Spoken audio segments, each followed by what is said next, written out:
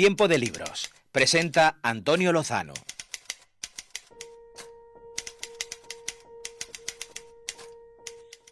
¿Eres amigo de los libros? ¿Los conoces solo de vista o todavía no has descubierto que te encanta leer?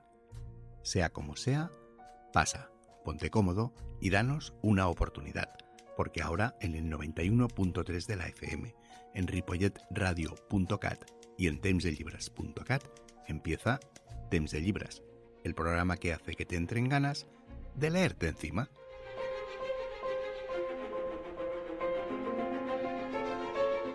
Un día más, una semana más, volvemos toda la colla del Temps de Llibres, tiempo de libros, para hacerte pasar un rato lo más entretenido posible, hablando de lo que nos gusta, de libros y de sus escritores. Empezaremos con un buen plato de sopa de letras, preparado por nuestro especialista, Julio Pérez, el propietario de La Libre, que nos trae un menú desconocido, pero que seguro que te va a gustar, ya verás. Seguiremos con la escritora Graciela Moreno, que nos presentará su última novela, La Hora de la Fuga, un thriller lleno de intriga, suspense y misterio que te va a enganchar desde la primera página. Entre medias nos reservamos alguna sorpresilla y acabaremos el programa con nuestro experto en curiosidades, el único hombre que tiene licencia para curiosear. Él es Alfred López y a ver qué as nos esconde hoy bajo la manga. El equipo lo formamos los de siempre, Jordi Puy y Sergi Requena al control y a la voz quien te habla, Antonio Lozano. Así que no perdamos más tiempo y arranquemos ya un nuevo Temps de Llibres, tiempo de libros.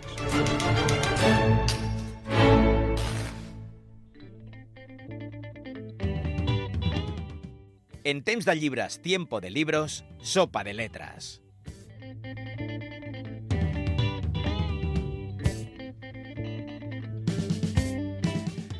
Sin duda, lo más bonito de regentar una librería es descubrir maravillas que apenas tienen visibilidad. No entraremos ahora en el manido debate de lo injusto que resulta la artificiosa polvareda que levantan ciertas editoriales en beneficio de algunos títulos que, si no fuera por su incomprensible, nótese el paréntesis, apoyo, no leería ni el tato. Por malos. No, por infectos. Lo que me recuerda que antes de devorar la novela de la que me ocuparé en unos instantes, leí uno de esos títulos abyectos que los más media ya están encarando para ser el próximo pepinaco de San Jordi. No pienso decir el título aquí a riesgo de ser denunciado o, peor aún, provocar un cese de Ripollet Radio.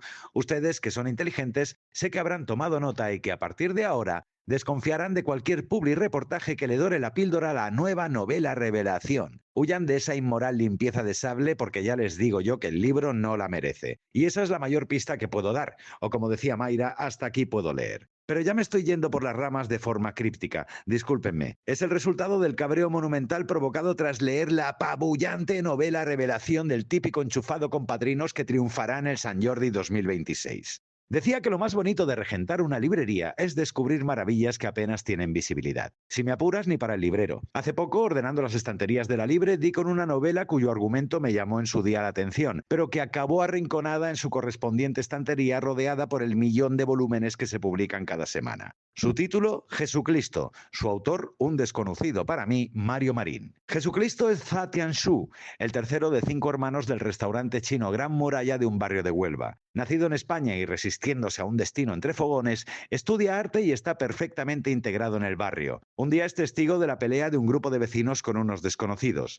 Intenta poner paz entre ellos, pero la policía aparece y se lleva a comisaría a todos los implicados. Una vez allí continúa la reyerta y cuando los agentes intentan separar a los contendientes, el mal empujón de uno de ellos deja a Jesucristo en coma. Cuando su esposa y los amigos acuden al hospital, no reconocen al hombre postrado en la cama que les muestran. Quizá la frase más repetida en Jesucristo sea «Ese no es Jesucristo». La premisa puede parecer apropiada para un episodio de la dimensión desconeguda, pero la novela de Marín se descubre como un bellísimo tratado sobre la ausencia y el desconsuelo y confusión que deja. Mediante un lenguaje oral y lleno de plasticidad que denota la licenciatura en Bellas Artes del autor, no solo sabremos en boca de otros la idea que tenían ellos de quién era Jesucristo, también conoceremos al verdadero Jesucristo, el barrio y a sus principales habitantes, algunos de idiosincrasia más bien pintoresca y descritos con una ternura fuera de lo común.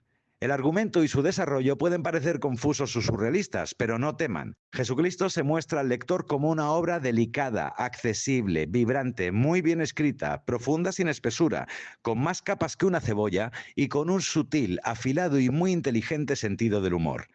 A nivel personal estoy muy contento de haberla descubierto, quizá incluso exultante. La novela de Marín ha resultado ser una de esas joyas que aparecen sin que nadie las espere. Cuando lo excelso te llama, ya estás perdido. Esa es la magia de las librerías, amigos. Que las maravillas están, aunque no se vean. Solo es cuestión de investigar, tener un poco de curiosidad y de abrir los ojos y convencerse de que tratan de vendernos la moto cada puto día. Doy gracias infinitas a Jesucristo por haberme elegido. Gracias, gracias. Ni que sea porque fue capaz de quitarme el nefasto sabor de boca que me dejó la que será la próxima triunfadora del Sant Jordi 2026. Y oigan, eso ya es mucho.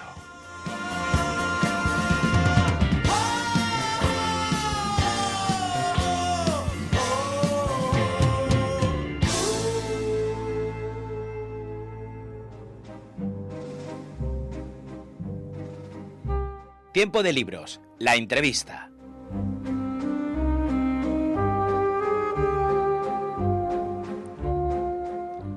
Ya sabes la debilidad que tengo yo por las novelas negras y por sus autoras y sus autores, ¿verdad? Pues hoy te traigo a una escritora que este año no ha publicado una, sino 2 novelas negras.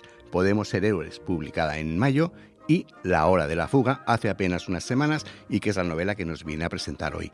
Tal vez ya lo sepas o te lo imagines, y si no, pues ya te lo digo yo, que hoy visita Temps de Llibres, Tiempo de Libros, la escritora Graciela Moreno, que ya nos espera al otro lado del teléfono.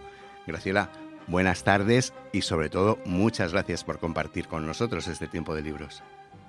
Pues muy buenas tardes y muchísimas gracias a vosotros por permitirme estar aquí en este espacio. Oye, menudo añito llevas, ¿no? Entre las escrituras, las presentaciones, promos varias, tu vida profesional, poquito tiempo libre te tiene que quedar. Sí, la verdad es que es un poco complicado, tampoco es habitual ni normal que en un año saques 2 novelas, pero bueno, son de editoriales distintas porque la de Pudimos en Héroes era un encargo de una editorial, es una serie de novelas sobre una detective que escribimos diversos autores, y bueno, y la novela que publiqué ahora en el mes de octubre es una novela mía realmente, y bueno, han ido a coincidir las dos en el mismo año, y sí, estás siempre pues presentando las novelas, haciendo promoción, y eso es complicado compaginarlo con la vida profesional. Como decías, Pudimos ser héroes, es la 10ª entrega de la detective Sonia Ruiz, que no significa que las 10 las hayas escrito tú, de hecho la han escrito autores tan variados, empezó Lorenzo Silva, lo ha hecho Andreu Martín, que pasó por el programa, Susana Hernández, que también pasó por el programa. Eso te quería preguntar, lo has dejado caer un poquito, os lo encargan, o sea, no es una cosa que salga una convocatoria, ¿quién se presenta? No, se pone en contacto contigo y te piden que hagas una historia. Exacto, es un encargo. Sí, aquí hay el editor, la persona que coordina la colección, que bueno, contacta contigo y te dice, mira, hemos pensado en ti para que escribas la siguiente entrega, y bueno, es todo un honor y una responsabilidad, ¿no? Porque claro, estás barajando, tienes que escribir una historia sobre un personaje que han creado otros, lo has de hacer tuyo, y además escribir una trama negra y que no puede ser demasiado extensa porque uno de los requisitos es que sea de 100 y poco páginas, así que en principio es todo un reto y una satisfacción también. Ahora seguiremos hablando de tus novelas, pero antes de nada, pues que unas pinceladitas biográficas para que nuestros oyentes, tus lectores, te conozcan un poquito mejor. Uh-huh. Graciela Moreno pues nació en Barcelona el mismo año que, por ejemplo, Mikhail Sholokhov ganaba las 100.000 coronas suecas del Premio Nobel de Literatura. Para que os hagáis una idea, este año el Premio Nobel estaba dotado con 11 millones de coronas suecas. Más o menos al cambio creo que es 1 millón de euros. Ese mismo año también nacía Joan Catelyn Rowling, la J.K. Rowling del Harry Potter, ese niño mago que ha cautivado tanto a niños como a adultos. Oye, ¿la Sonia Graciela niña lo habría cautivado Harry Potter? ¿Era fantasiosa? Sí, por supuesto, por supuesto. Yo creo que hubiera disfrutado muchísimo y tanto. Sí. ¿Qué recuerdos guardas de tus primeros años, Graciela? Bueno, yo lo he comentado algunas veces que realmente a mí la literatura me salvó quizás de una infancia que no era la que, bueno, quizás la que yo quería, ¿no? Y de alguna forma refugiarme en los libros. También estamos hablando de una época en la que quizás no había la competencia del audiovisual ahora, porque O sea, hablamos de que había 2 cadenas de televisión, radio y poco más, ¿no? Así que la literatura era una forma de escapar de esa realidad y bueno, y de soñar, de crear otros mundos. Así que yo me recuerdo siempre leyendo, sinceramente. ¿Y esa Graciela niña que soñaba con ser de mayor? Pues ser escritora, para variar. Sí, es decir, la profesión que ejerzo actualmente, que es la de juez, no entraba dentro de mis cálculos. Yo quería dedicarme a escribir. De hecho, cuando lees y lees tanto, luego tú también quieres contar historias. Y bueno, yo con 12 años ya escribí mi primera novela, que evidentemente no llegó a ningún sitio. Escribía cuentos, escribía relatos, pero bueno, esa era la intención desde el principio. Sí, pues fíjate que tampoco es muy... A ver, a los escritores sí que es común pues que a lo mejor ya desde pequeñitos les guste escribir, pero seguramente su sueño en la mayoría de casos no era ese, era pues otra cosa, ¿no? Pero está muy bien, oye, que tu sueño de infancia al final se haya hecho realidad. En el tema estudios, como decías, bueno, y te licenciaste en Derecho, pero me tienes que explicar eso que he leído de por ahí, de que tú querías estudiar periodismo, pero acabaste en Derecho por un error de cálculo. ¿Cómo eso? Por un error de cálculo pillas mal el bus o te ponen más comida en un buffet libre, pero ¿cómo acabas estudiando Derecho? A ver. Sí, porque claro, realmente yo cuando estaba estudiando el COU, yo pregunté a mi tutor, le digo, bueno, yo quiero escribir, me aconsejó estudiar periodismo, digo, bueno, pues cuando apruebe selectividad, me iré a la Universidad Autónoma en Bellaterra aquí, que era la única en esa época que hacía el grado de periodismo, y bueno, y yo fui, pero fui tarde, de aquí viene el error de cálculo. Había un día que era el día concreto para hacer una preinscripción, que en aquella época, como no existe internet, Sí, claro. era ir allí a coger un número, ¿no? Y ese día se me pasó. Entonces, claro, yo fui el día posterior y me dijeron, no, si todos los números ya están dados. Wow. Y claro, para no perder un año, pues pensé, bueno, pues me meteré en Derecho, porque alguna amiga que quería estar también, digo, bueno, pues nada, empecé y me gustó, terminé los 5 años de carrera y bueno, pero sí, no estaba previsto y ni en mi familia hay nadie que haya estudiado Derecho, ni tampoco ni mis hijos, ni nadie creo yo que vaya a estudiar, así que soy un caso único en mi familia, sí. Y desde el 91, pues que eso, que tu trabajo en la Administración de Justicia es lo que paga tus facturas, lo que te da de comer, Sí. y desde el 2002 que ya lo haces ejerciendo de jueza. Y además de lo penal. ¿Te va la marcha o cómo acabaste en lo penal? Bueno, yo he estado en varios sitios, quiero decir, ahora mismo, por ejemplo, estoy en un juzgado de discapacidad, que llevo temas de enfermedad mental, pero bueno, precisamente el año que viene, en 2026, pues voy a ir a un juzgado de instrucción, que es el juzgado que investiga, el juzgado que lleva las primeras diligencias, las primeras actuaciones cuando se comete un delito, y sí, realmente a mí lo que me gusta más es el derecho penal, es con lo que disfruto más. Oye, ¿y en los juzgados es eso como Las Vegas, que lo que pasa en la sala se queda en la sala o a veces te acompaña a casa? Te acompaño, sí, realmente sí. Lo único es que, bueno, tienes que intentar separar lo que es tu vida personal de lo que vives aquí y se intenta y se consigue bastante. Pero bueno, hay días, hay momentos, hay casos que sí que te llegan y bueno, y con ello te vas a casa y estás pensando y bueno, a veces la realidad es bastante dolorosa, sí. ¿No te has planteado hacer un Kit Kat, una pausa en la judicatura y dedicarte una temporada full time a la escritura? Sí, la verdad es que sí, en algunos momentos sí, porque por algunas de mis novelas, por ejemplo Salto de la Araña, que recibí un premio de la Diputación de Castellón, creo que piensas, ¿no? Dices, pues sí, tomarte unos meses, ¿no? O un tiempo de excedencia, ¿no? Pero al final no se acaba de concretar, pero no descarto quizás en algún momento si me puedo dedicar a ello plenamente, sí. El premio que mencionabas de la Diputación de Castellón es el Letras del Mediterráneo, si no me equivoco. Exacto. Que además aquí hemos tenido a Andreu Martín, que también lo ganó. O sea, no eres la primera ganadora de Letras del Mediterráneo que pasa por el programa. Hay una larga lista de autores. Oye, y Graciela, aparte de su faena y de la escritura, ¿qué hace para entretenerse? ¿A qué dedicas el tiempo libre que decía el Perales? Bueno, pues a leer, desde luego, muchísimo, porque yo creo no concibo la vida sin leer y creo que tampoco podemos escribir si no leemos. Es decir, hay que leer a todo el mundo para ver cómo se cuentan las historias también, ¿no? Bueno, pues nada, dedicarte a la familia, intentar ver a los amigos cuando puedes, ¿no? Cuidarte físicamente, ir al gimnasio, ¿no? Y eso es el poco tiempo libre que tienes, claro, sí. Sí, y además este año has decidido tener muy poquito. Sí, no, y seguimos en ello, Sí. Porque realmente está siendo una promoción muy intensa la de mi última novela y bueno, y ahora quizás habrá un poquito de parón por Navidades, pero luego en enero seguimos. Fíjate que tú dices que desde pequeñita que te gusta escribir, sin embargo, tu primera novela no la publicas hasta el 2015, que fue Juegos de Maldad. ¿En qué momento te das cuenta de decir, oye, yo valgo para esto de escribir, me voy a poner a intentar publicar? Y de oye, esos 11 millones de coronas suecas pueden tener mi nombre. Bueno, realmente es una de las cuestiones, uno de los temas que creo que compartimos todos los escritores, el tema de la inseguridad, ¿no? Tú escribes y nunca sabes si realmente aquello le va a interesar a alguien, si aquello realmente es bueno, corriges 20 veces y hasta que finalmente le dices, bueno, pues yo me atrevo ya por fin a estas novelas que están escritas, pues bueno, pues a buscar una editorial y a iniciar todo el proceso.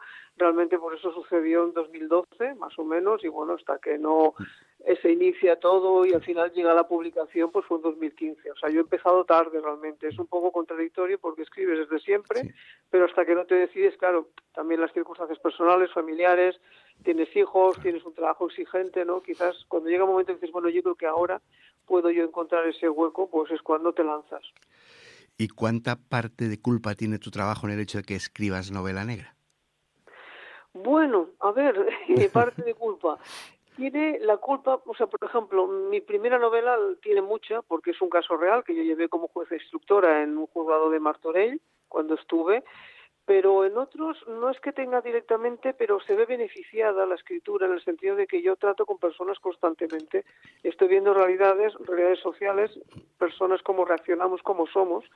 Y entonces eso sí que me sirve porque mis novelas intentan ser lo más realistas posibles, cosas que suceden en el día a día, ¿no? Y en ese sentido sí que tengo un puesto privilegiado, entre comillas, porque estoy en contacto con la realidad constantemente, eso sí.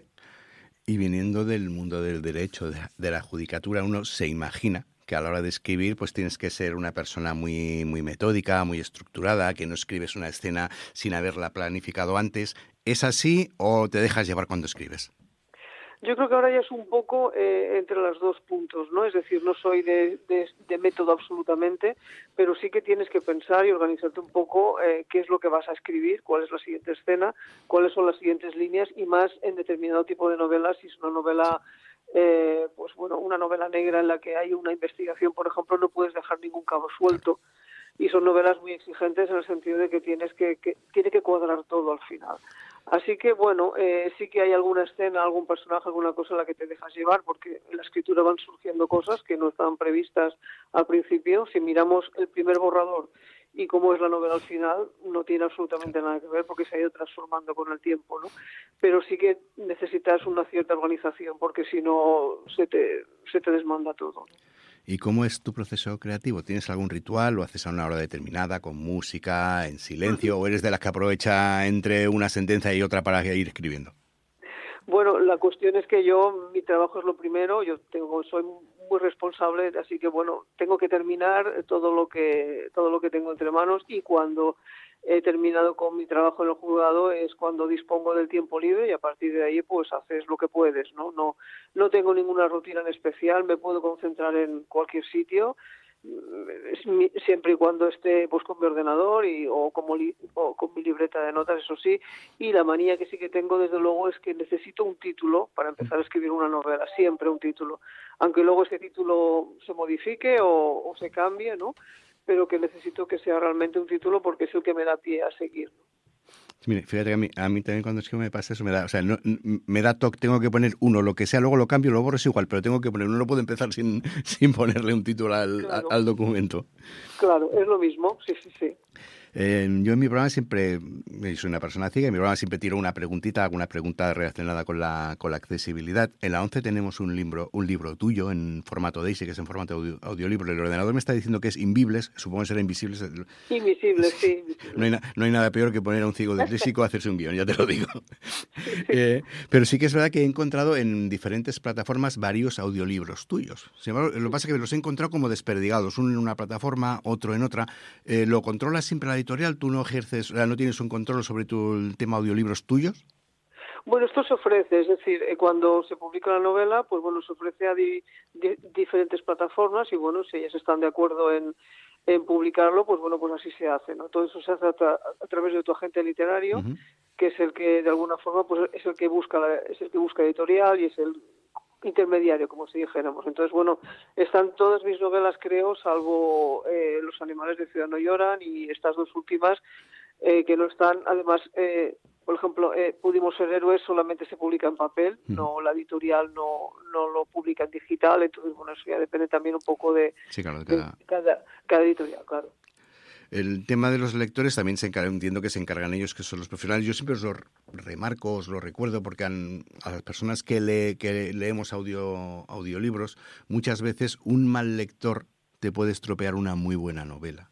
Entonces, siempre que cada día pasa menos, ¿eh? Cada día la gente que los lee es más profesional. Entiendo que las editoriales buscan lectores muy profesionales, pero yo siempre os hago ver eso, que sobre todo si podéis valorar, que valoren un buen lector, porque el libro puede ser muy bueno, pero leído regulinche te quita las ganas de leerlo.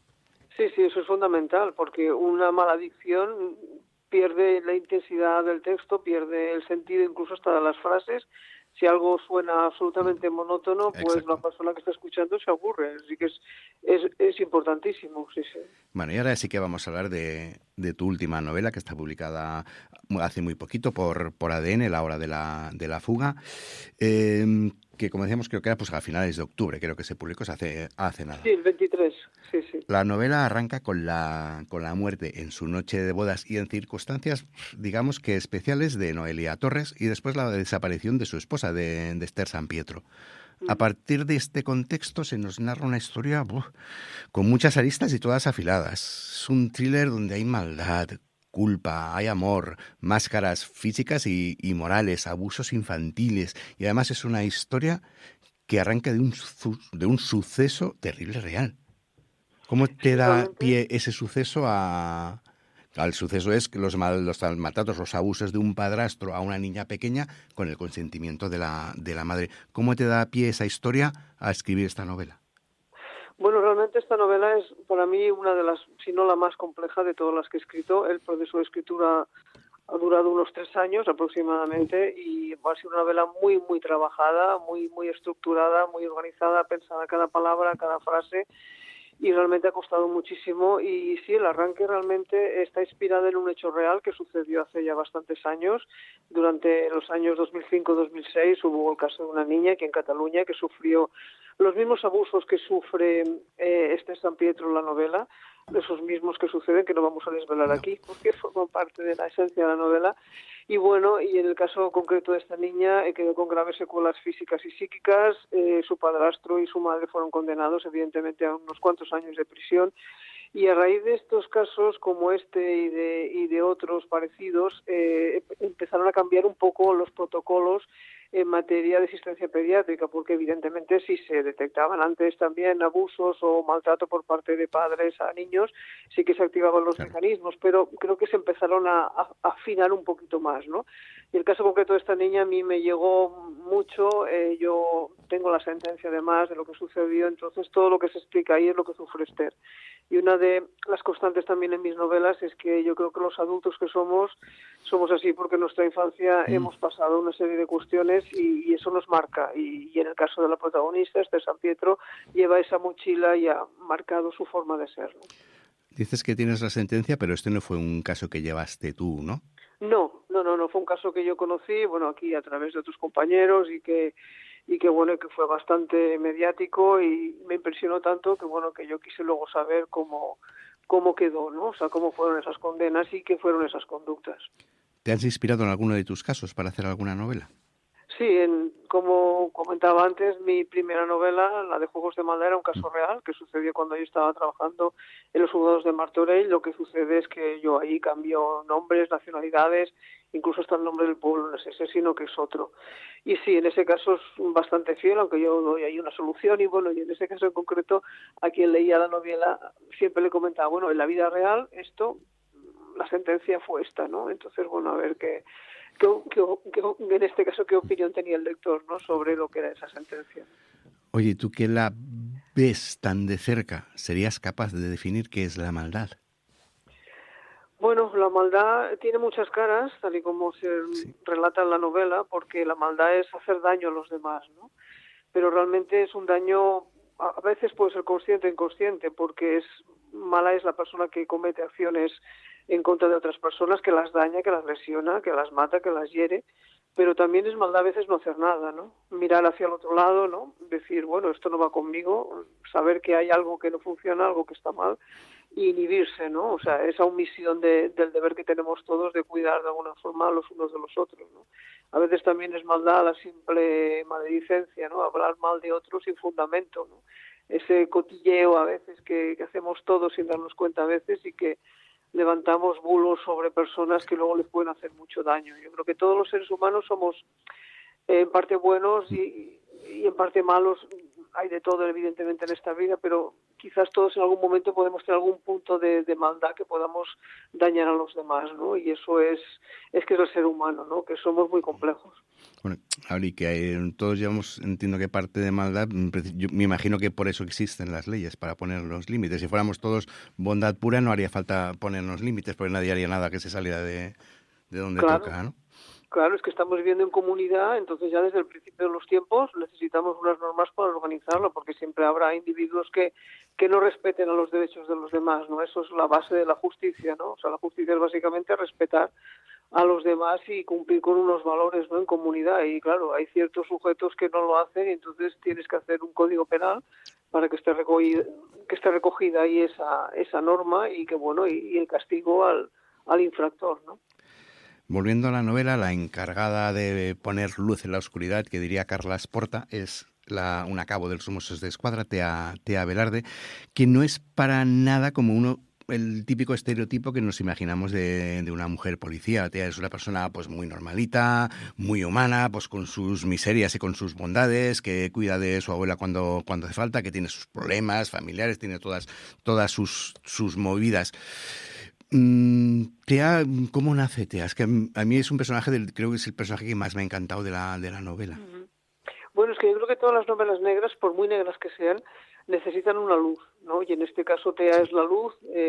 También surge del hecho de que yo soy una persona que cuando escribo, de hecho ya se reflejaba en mi primera novela, intento romper estereotipos, ¿no? Estos estereotipos del policía, del juez, del fiscal, del tal, ¿no? Todos ya tan trillados y manidos a mí no me gustan, ¿no? Porque yo, además, como estoy trabajando precisamente en esto, unos y otros somos personas, ¿no? Con nuestras cosas buenas, nuestras cosas malas y nuestros defectos. Y bueno, y yo huyo mucho de los estereotipos, así que yo quería crear un personaje que es en este caso Tea, que es una chica pues normal, con su abuela, con un principio de demencia, que tiene pues bueno un trabajo y se dedica a él y bueno, y lo vive y lo sufre también. Y yo esa era mi idea, ¿no? Que sea un personaje real porque las personas somos así. Esto es más que una pregunta, es un deseo. ¿Tea ha venido para quedarse? Bueno, pues es una pregunta que me están haciendo muchos lectores y sí, podría ser, no lo puedo descartar, realmente podría ser, porque bueno, el binomio de Tea y de algún otro personaje más yo creo que podría funcionar muy bien, así que ojalá pueda ser así, puede ser. Y uno de los ejes principales sobre los que se vertebra la novela es la salud mental. Varios personajes pues la padecen, tienen un poquito es lo que decías tú antes, ¿no? Sus pasados, su infancia está condicionando el tema de su comportamiento de adulto. Entiendo que eso es inevitable, ¿no? Lo que te pasa de pequeño sí o sí te va a marcar tu salud mental de adulto. Sí, yo creo que sí. Lo que pasa que, bueno, evidentemente luego también hay medios, hay oportunidad de salir a veces de esto, ¿no? De si has sido víctima, pues sí hay la posibilidad de que hay recursos para que tú puedas salir adelante. Pero claro, eso tampoco, hay determinados abusos, determinadas circunstancias en las que es muy difícil conseguirlo, ¿no? Eso sí que es verdad. Pero yo creo que siempre podemos mejorar, pero en determinados casos pues quedas como marcado ya para siempre, ¿no? Y se me ha hecho gracia porque antes decías lo compleja que llega a ser la mente humana. Claro, yo aquí lo relaciono, lo complejo que es una persona que de pequeña ha sufrido maltrato, ha sufrido abusos, tiende a replicar eso cuando es de adulto. Cuando uno, bueno, la de esto le dice que tendría que ser todo lo contrario, ¿no? Bueno, en algunas circunstancias, es decir, la persona que ha sido víctima puede reaccionar después de muchas formas, ¿no? Evidentemente esa condición de víctima la va a llevar siempre, pero no siempre ni mucho menos, pero en algunos casos se está demostrando que cuando has vivido en determinados entornos y determinadas circunstancias, eso marca tu conducta en el futuro y algunos casos de maltrato ha sido porque realmente la persona lo ha vivido de pequeño, ¿no? Y lo ha interiorizado de una manera que luego cuesta mucho eso evitarlo, ¿no? Pero sí, se dan muchos casos así. ¿Piensas que en la sociedad actual estamos mentalmente peor de salud o que ahora se verbaliza más? Ya no es un tabú hablar de los problemas de salud mental. Yo creo que es un poco las dos cosas, ¿no? Realmente yo creo que no es un tabú y no tiene que serlo. Yo creo que hay que normalizar de la misma manera en que hablamos de que yo puedo tener una enfermedad del corazón o puedo tener una diabetes. Pues si una persona tiene una enfermedad, pues tiene que sentirse libre de explicarlo, que los demás no le juzguen por ello, ni lo discriminen, ni muchísimo menos, sino al contrario, que tenga esa persona la valentía de mostrarse y bueno, y es una forma de decir, bueno, a mí me sucede esto, pero no por ello soy menos persona y toda la ayuda que necesite, ¿no?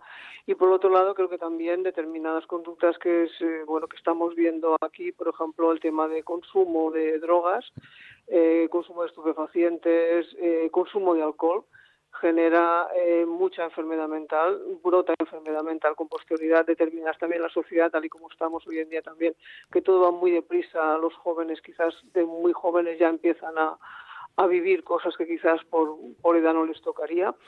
Y bueno, y yo creo que sí, que hay un aumento de problemas de salud mental, eso es verdad. Fíjate que yo pienso que, por ejemplo, casos, gente pues con notoria que ha tenido problemas, yo que sé, pues me viene a la mente Ricky Rubio, me viene a la mente Simone Biles, recientemente, por ejemplo, Araujo, el jugador del Barça, que están teniendo esos problemas y que, bueno, pues lo dicen y lo expresan abiertamente, ayuda un poquito a eso, ¿no? A que saber que es un problema más de salud, como comentabas tú antes, pues como tener diabetes o tener un esguince de tobillo. Pues claro, entonces entramos ya dentro de lo que es la normalidad, ¿no? Ese concepto de esta persona está loca, ¿no? Pues esta persona no está loca, esta persona tiene pues una enfermedad, tiene un trastorno, entonces bueno, pues hay que apoyar, ¿no? Y de hecho yo creo que aplaudo mucho que la persona sea lo suficientemente valiente como para decirlo en público, ¿no? Eso está muy bien. Como decía antes, en la novela ahí, bueno, está el lado malo, el lado oscuro de la historia, son esas personas que se aprovechan de la debilidad de otras pues para su propio beneficio o disfrute. Sí. ¿Crees que todos escondemos algo, todos tenemos una segunda cara? Bueno, yo creo que todos no somos de una pieza, ¿no? Es decir, yo creo que cuando estamos en contacto con los demás somos de una manera, en el trabajo también somos de otra, en casa con la familia quizás nos mostramos más cómo somos realmente, ¿no? Y luego está cuando estás sola contigo misma, ¿no? Y ese es el núcleo duro, ¿no? Realmente ese eres más tú, ¿no? Aquello que dicen que bueno, que nunca acabas de conocer a una persona, ¿no? Yo creo que tenemos distintas facetas, no es que nos cubramos siempre con máscaras, ¿no? Pero bueno, quizás hay la máscara de la urbanidad, la máscara de relacionarnos con los demás, ¿no? De estar con la familia, ¿no? Y somos distintos, ¿no? Realmente, y seguimos siendo nosotros de todas formas, ¿no? Pero es que tenemos tantas facetas que somos complejos los seres humanos. Y eso encaja un poquito con lo que te quería comentar ahora, que para mí otro de los puntos destacados, no ya de La hora de la fuga, sino yo creo que de todas tus novelas, de tu obra en general, es la creación, la construcción de los personajes, que todos son muy humanos, muy verosímiles. Lo que decías antes, no hay blancos ni negros, todos tenemos nuestros grises, todos tenemos nuestros problemas internos, nuestros demonios, y eso hace que conectes con todos los personajes porque son muy reales. Sí, esa es una de mis obsesiones cuando escribo, o sea, lo que intento oír siempre es que los personajes sean planos, que no transmitan nada. Mi obsesión es que los personajes sean reales, que te hablen al oído, no al lector, y que los sienta y que los vea moverse y que transmitan sentimientos. Así que esa realmente es una de mis mantras, ¿no? Cuando escribo, ¿no? Que el personaje sea auténtico, no sea siempre de verdad. Y yo, que soy muy hater, me ha encantado cuando has definido Halloween como una estupidez. Tenía que decirlo. Bueno, lo que quizás pensamos, bueno, es el tema este de las tradiciones importadas, exacto. ¿no? Aquí tenemos las nuestras, de hecho en la Noche de Difuntos, bueno, si todos recordaréis Gustavo Adolfo Bécquer y sus rimas y leyendas, ¿no? Por supuesto. Todos esos cuentos, esas narraciones, esos poemas que en la Noche de Difuntos ya tenemos tradición de los muertos, de las ánimas, ¿no? Y bueno, y ahora pues nada, los tenemos que incorporar otras nuevas que nos vienen de fuera, ¿no? Ahora tenemos las calabazas y esas cosas, ¿no? Y además en Cataluña lo juntamos con la castañada también, que se celebra esa misma ya noche. Ya tenemos material y de hecho, bueno, es una noche particular porque de hecho se celebra también, bueno, había muchos ritos a nivel de brujería que se celebraban esa noche, así que no nos hacía falta el tema importado, pero bueno. Bueno, pues los que somos Team Castañada seguimos ahí apoyando fuerte. A las castañas y a los Por panillos. supuestísimo. Oye, Graciela, ¿y qué podemos esperar tus lectores después de La hora de la fuga? ¿En qué estás trabajando ahora? ¿O te has tomado una pausa y hago promoción y ya tiraré luego? Bueno, yo sigo escribiendo porque siempre hay que escribir. De hecho, tengo una novela terminada, Qué bien. una novela que habla sobre la historia de una mujer nacida en el año 39, que bueno, veremos a ver cómo irá todo. Luego también estoy trabajando en otro proyecto y bueno, por proyectos en la cabeza, pues sí hay muchos, ¿no? Entonces, bueno, iremos con calma y desde luego intentando dar lo mejor posible. Sí, sí. Pues igual que tú, imagino, aparte de tu trabajo en tu pregunta, es que tienes que hacer interrogar a mucha gente. Nosotros en el Temps de Llibres, antes de acabar las entrevistas, tenemos nuestro interrogatorio particular, que es lo que llamamos el Pim Pam Test. No es Muy otra bien. cosa que una batería de preguntas cortitas, de respuestas rápidas, que puedes justificar si quieres, pero que no tienes por qué hacerlo, ¿vale? Muy bien. Mira, un libro de tu infancia. De mi infancia, pues los cuentos del Allan Poe. Un libro que te haya marcado de cualquier época de tu vida. El proceso, de Franz Kafka. ¿Tienes algún autor favorito? Pregunta casi imposible de responder. Bueno, pues Gonzalo Torrente Ballester. ¿Qué género es el que te gusta más leer? Cualquiera. Me gustan todos los géneros. Si están bien escritos, no tengo ningún problema. ¿Cuántos libros tienes ahora mismo en la mesita de noche? En la mesita de noche tengo 3. Si un libro no te gusta, ¿lo acabas o lo dejas? Lo intento acabar siempre, realmente por voluntad, sí, sí. Si has visto la peli, ¿te lees el libro? Siempre prefiero el libro antes que la película, siempre. Si has leído el libro, ¿miras la peli? Normalmente no, no. Para hablar de tu libro, ¿mejor un club de lectura o una presentación?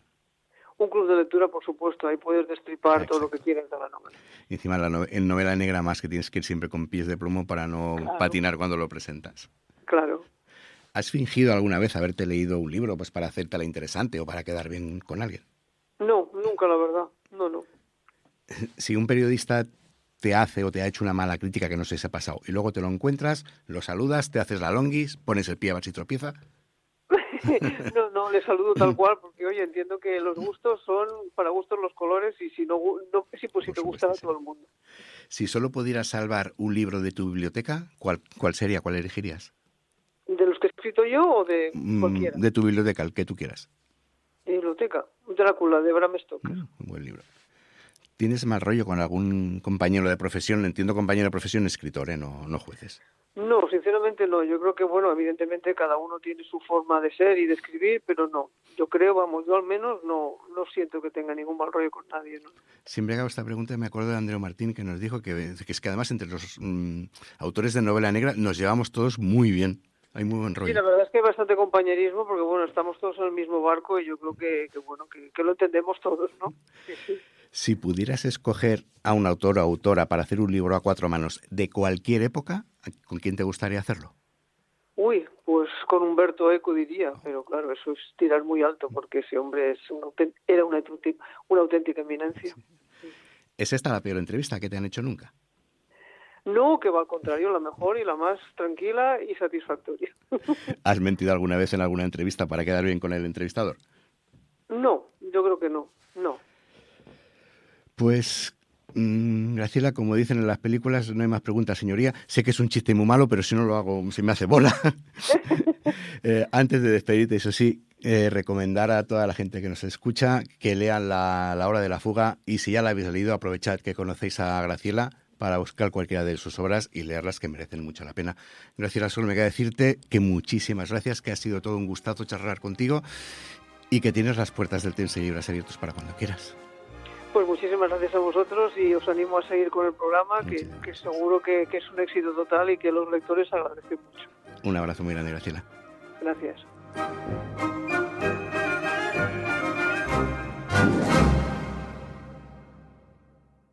Estáis escuchando Temps de Llibres, Tiempo de Libros.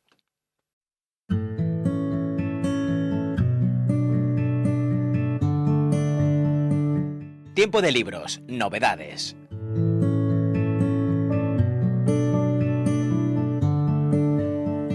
Estrenamos nuevo año, Y el 2026 se presenta cargado con un montón de novedades literarias, algunas de ellas muy esperadas, otras deseadas incluso, y algunas sorprendentes, ahora lo veremos. Sin embargo, de lo primero que te voy a hablar, aunque relacionado con la literatura, no se trata de un libro, sino de la adaptación cinematográfica de Hamnet, la novela que escribió Maggie O'Farrell allí por el 2019 y en la que ahora también está colaborando en el proceso de guionización. Un drama histórico muy esperado y que los que saben de eso de cine dicen que puede aspirar a varias de esas estatuillas que acostumbran a dar los americanos para premiar las películas. En los USA ya se estrenó, pero aquí llegará el 23 de enero. Hecha esta incursión por territorio desconocido, me vuelvo a lo mío, que son los libros. Y aquí te presento una serie de títulos que estarán en nuestras librerías en las próximas semanas.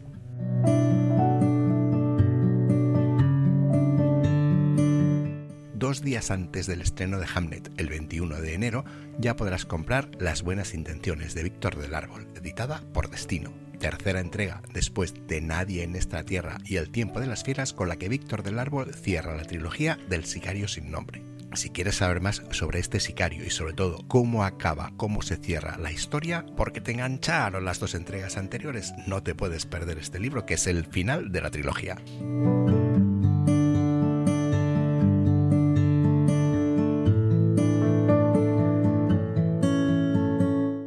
Mismo día, también el 21 de enero, se pone a la venta un nuevo libro de la investigadora Miss Marple, una saga de cozy crime de la que, si recuerdas, ya te hablamos hace unos meses aquí en Temps de Llibres, Tiempo de Libros, que está escrita por David Chafier y editada por Seix Barral.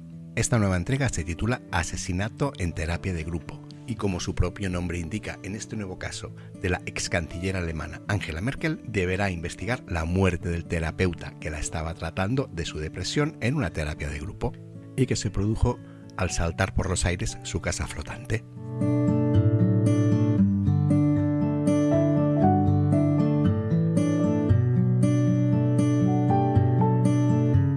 Pocos días después, concretamente el 29 de enero, encontraremos uno de los libros más esperados y yo diría que deseado, un nuevo título del fenómeno literario del momento, la escritora norteamericana Freida McFadden, autora de La asistenta, que además, si recuerdas, la peli se estrenó también hace poquito. Pues, como decía, se publicará El novio, una oscura historia de amor donde el hombre ideal tal vez no sea tan ideal como parece.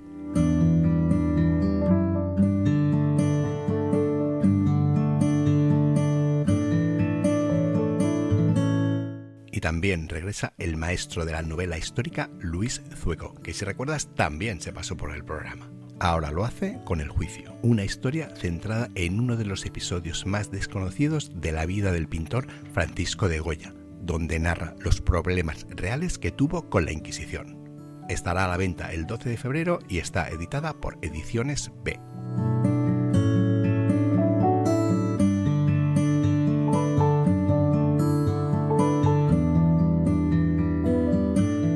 Y una de las grandes sorpresas que nos ha traído el 2026 con los pocos días que llevamos de año es que el ganador del premio Nadal ha sido David Duclés con La ciudad de las luces muertas, que cierra así su paso por Siruela y ficha por el gigante editorial Planeta. La ciudad de las luces muertas la encontraremos a la venta muy pronto, el 4 de febrero. Ojalá el autor de La península de las casas vacías, un libro increíble, nos sorprenda igual con esta novela.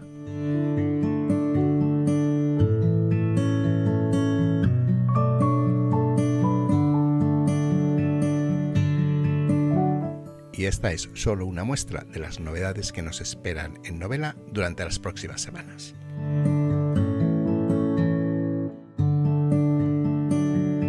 Si quieres estar al día de todas las novedades literarias, conéctate a nuestra web www.tempsdellibres.cat.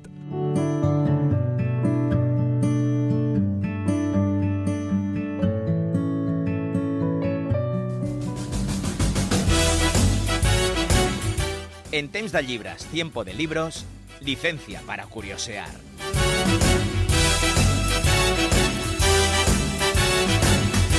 Tenemos de nuevo con nosotros a alguien que tiene, eso, licencia para curiosear. Alfred, bienvenido al Temps de Llibres. Bien hallado, que de Antonio. ¿Qué nos traes de interesante y de curioso esta semana? Pues he estado escarbando y yo os he traído unas cuantas curiosidades y a ver si os gustan en esta ocasión. Seguro que sí. Por ejemplo, os voy a hablar de el autor más traducido del mundo. ¿Sabes quién es? Tiraría por Shakespeare. Pues no. Vaya. Es autora, es Agatha Christie. Claro, ¿cómo he podido fallar eso, por Dios? Claro.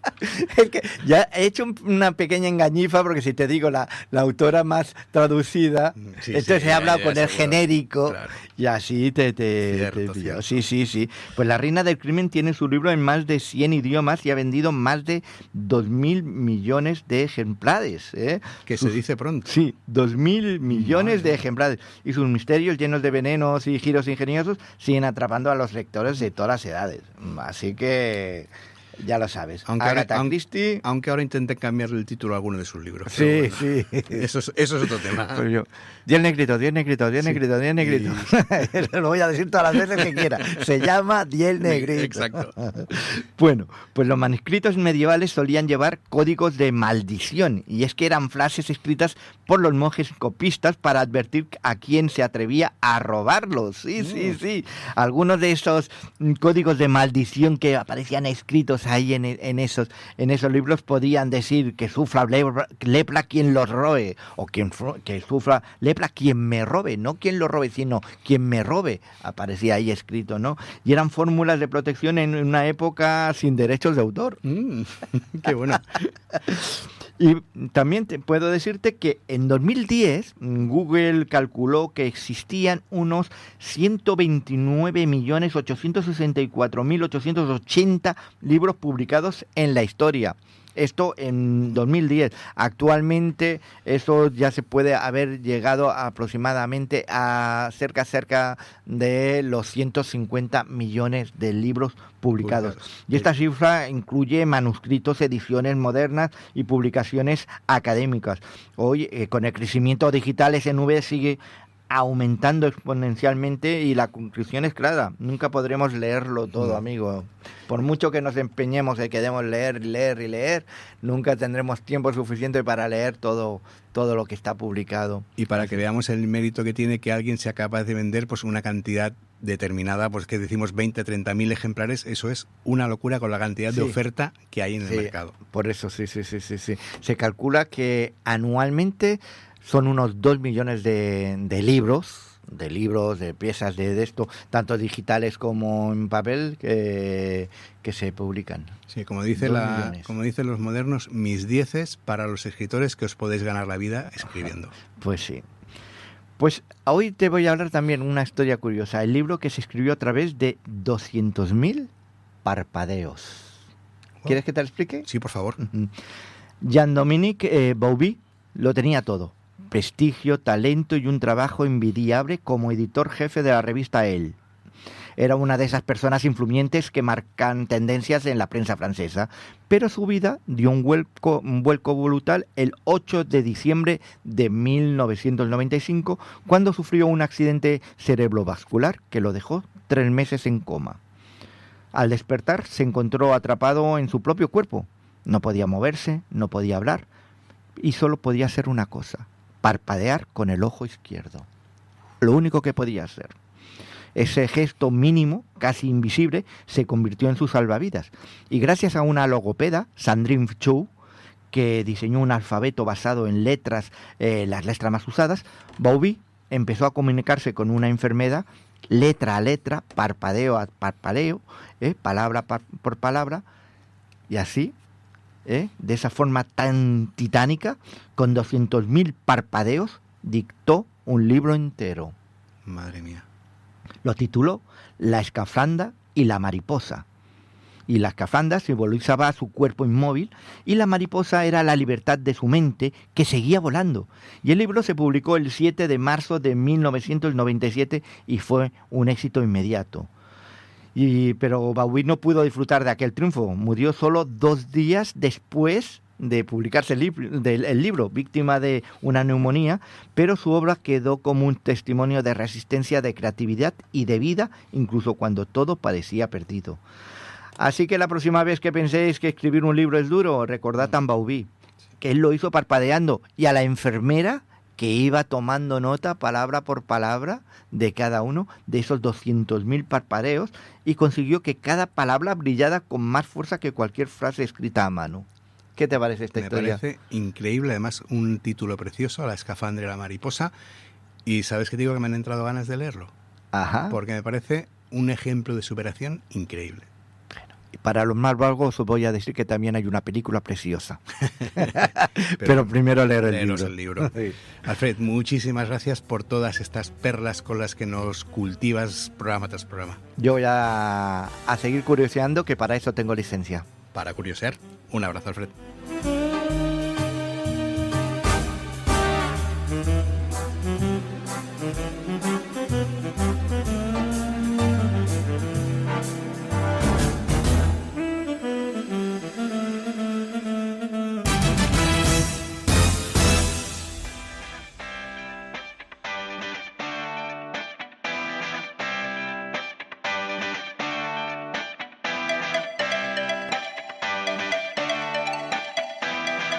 Tú que ya eres oyente fiel, sabes lo que significa escuchar esta sintonía. Que el Temps de Llibres, tiempo de libros, se acaba. Espero que hayas disfrutado tanto escuchando el programa como nosotros haciéndolo. Si es así, pues nos puedes dar tu cariño en nuestras redes sociales. En Instagram somos @temps_t_libros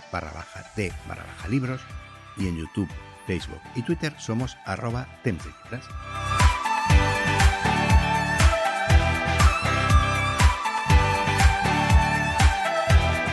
Recuerda que puedes escuchar todos nuestros programas en ripolletradio.cat, en tempsdelibras.cat, en iVoox y en Spotify.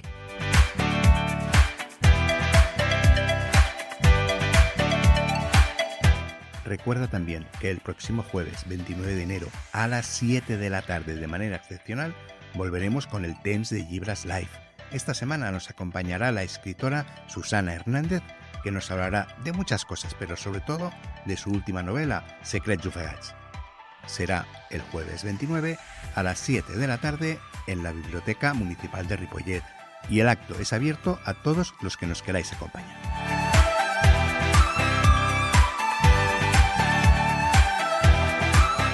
Recibe un saludo de todo el equipo de Temps de Llibres, tiempo de libros: Jordi Puy, Sergi Requena, Toni Miralles y de quien te habla, Antonio Lozano. Y recuerda, sé feliz, lee, y nos reencontramos en el próximo programa. ¡Hasta luego!